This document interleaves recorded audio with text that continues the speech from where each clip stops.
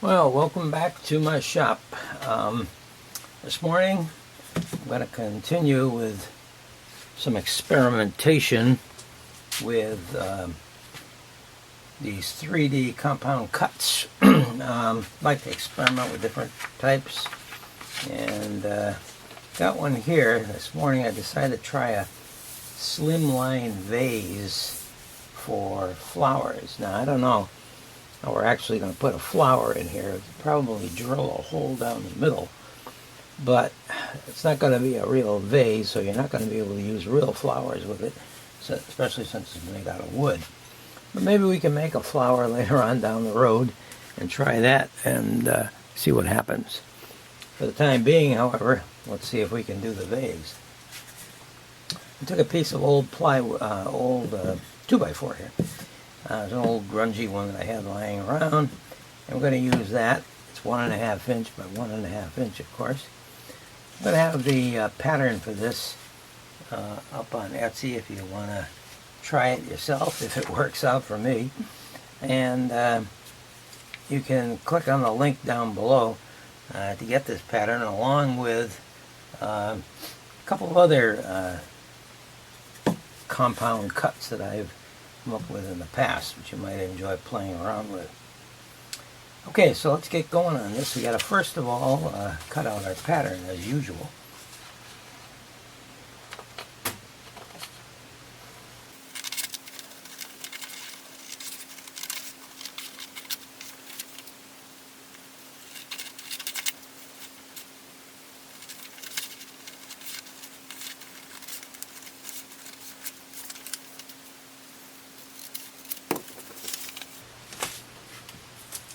Okay, now we've got that cut out. I'm going to take our little blank here, and as we've always done in the past, we'll use the masking tape on it. Doesn't really matter what the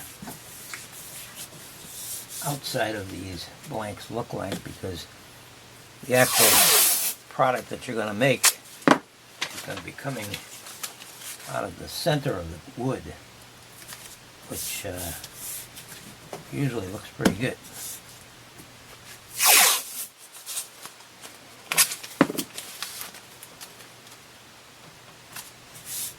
Just got to be careful for knots in the wood. Sometimes you can't really tell because the knot could be down in the middle of the wood. You can't see it, but take your chances. I'm doing this on a cheap wood now, on a 2x4. It works out good. Maybe what I'll do is try this out of a more fancy wood. Okay, we take our trusty glue stick and we glue up the back of the pattern like this. This is always fun to do.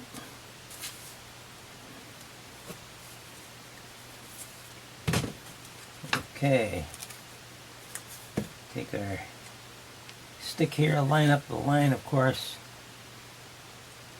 with the edge of the blank.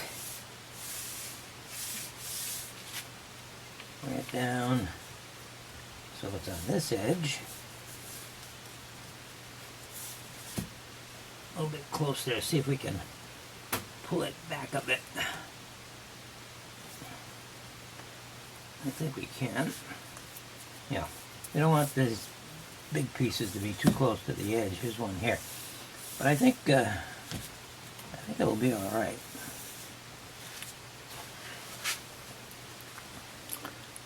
All right, what do we do next? Well, you guessed it. We got to drill an entry hole up here and one up here, and then we can start cutting. So I'll see you guys over at the scroll saw.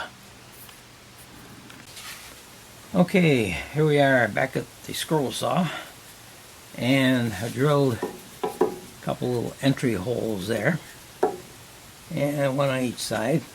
So we're ready to start cutting. I got a number 7 reverse tooth blade in here, which I think will be good for this, even though the wood isn't really that hard to cut.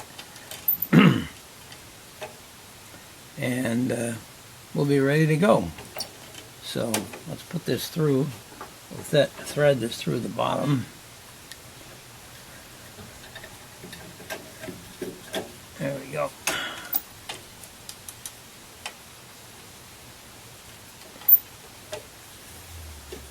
All right, step back, folks. Here we go.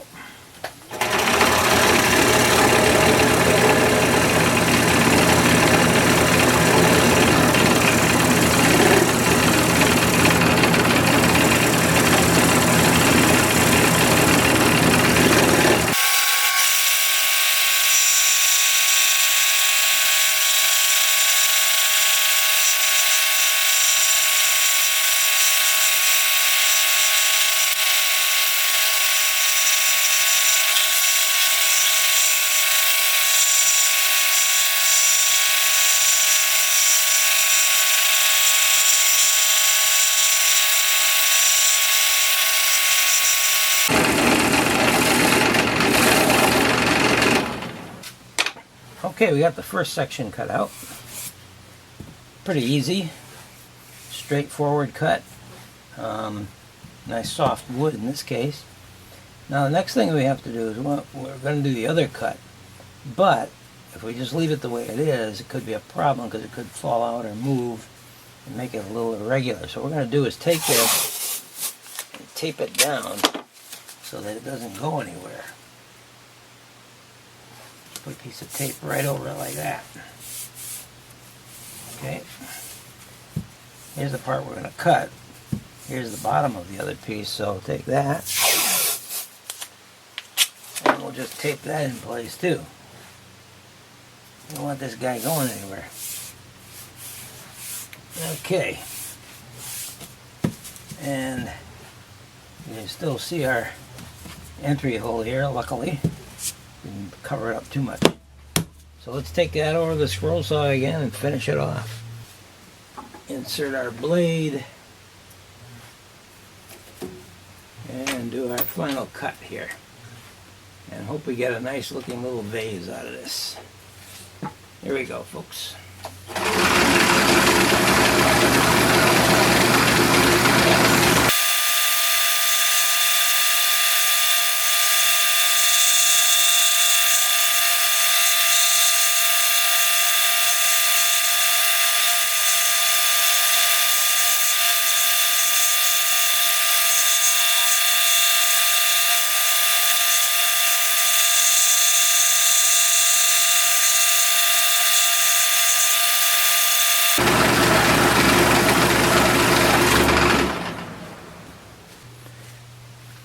Okay, we finished cutting both sides of the vase.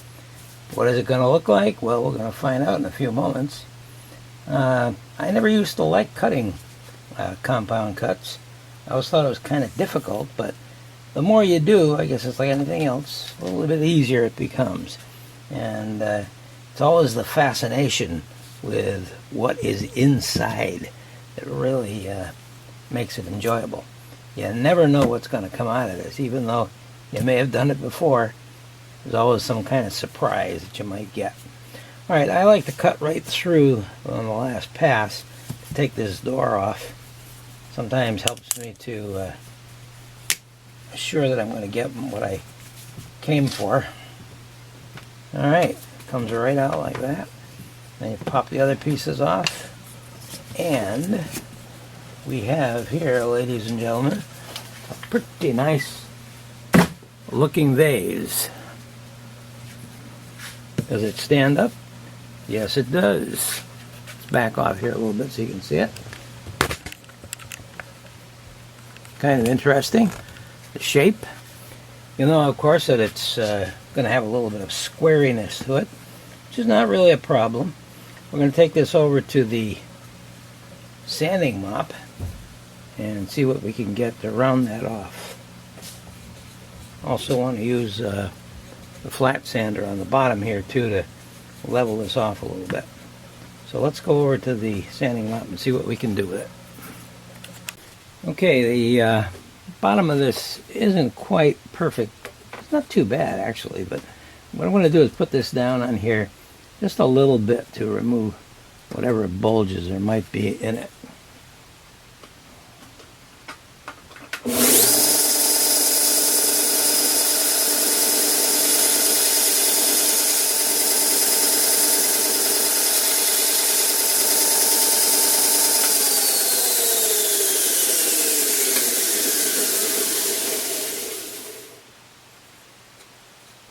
There we go.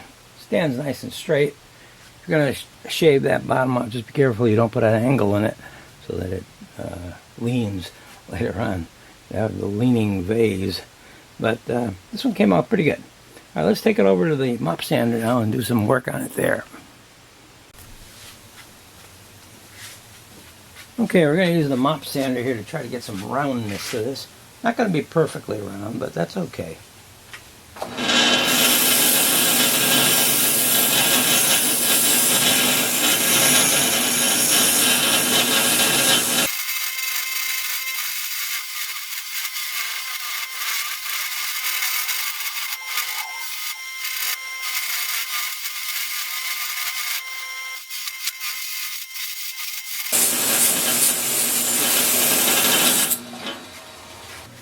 Okay, we got this nicely rounded off and it's looking pretty decent.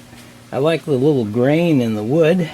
As I said, you usually get surprises, and these 2x4s give you some real nice grains sometimes, and you could stain this and really make those pop out, or you could just simply spray coat it with a clear spray and it would look pretty good. Okay, now we're going to try something. I'm not sure it's going to work, but I've captured the vase between the lips of my vise. Or we should say the jaws of my vise.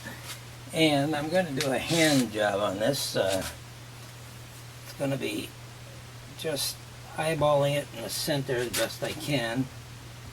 Not sure I'm going to be able to carry this off without splitting the wood, but I'm going to try, see what happens. First of all, go in reverse a little bit.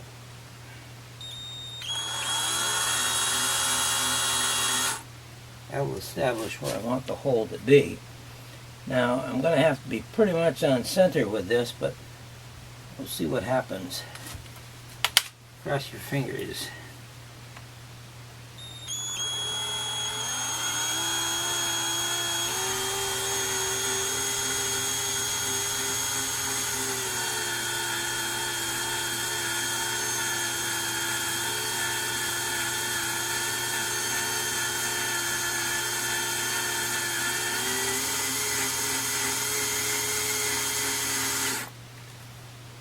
Don't see any cracking yet.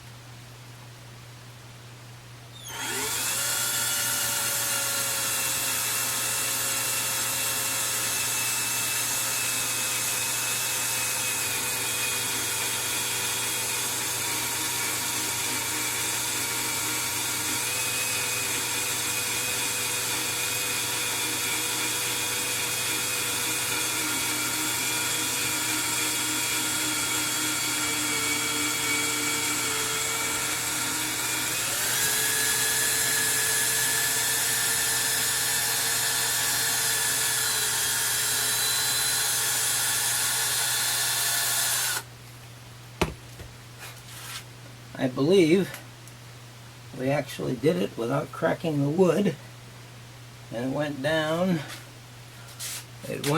into the wood. Let's see, I don't know if you can see this here or not, but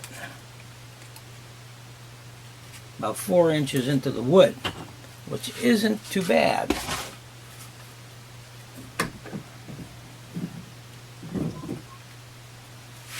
As you can see, there's no cracks. We can get an artificial flower. We can drop that down inside there and it might look pretty good. Goes down about 4 inches in there. Not bad.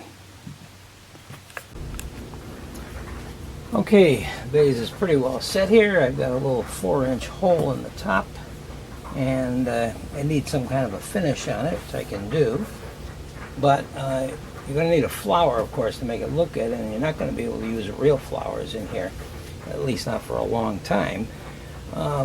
You could, if you're good at origami, you could probably shape something that would work nicely in here, or if you go to your local craft shop, I'm sure you'll find lots of paper flowers or artificial flowers that would work beautifully. Just for the purposes of this picture, however, I'm going to use one of my marigolds from outside. I'll put this in a real vase later on, and it just sticks right in the top there, and doesn't look too bad for a rather fancy display of a flower in a vase. Okay, well, I'm gonna go put a finish on this vase, and we'll see what it can look like, and we'll finish up this video. Okay, we finished this first little vase, a bud vase, and I found some artificial flowers over at the $1.25 store, so you might want to check them out if you're going to do anything like this. They got some nice little floral arrangements there.